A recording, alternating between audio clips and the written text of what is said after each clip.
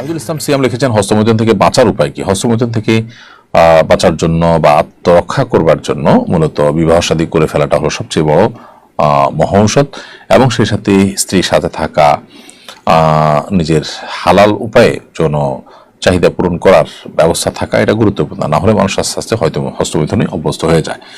মোহাম্মদ আবু বকর সিদ্দিক আপনি লিখেছেন, আমার পায়ে অপারেশন হয়েছে, আজ 2 বছর ধরে আমি হাই কমোড ব্যবহার করি। শৌচকর্মের পর কোমর না ধুয়ে নামাজ পড়লে নামাজ হবে কিনা?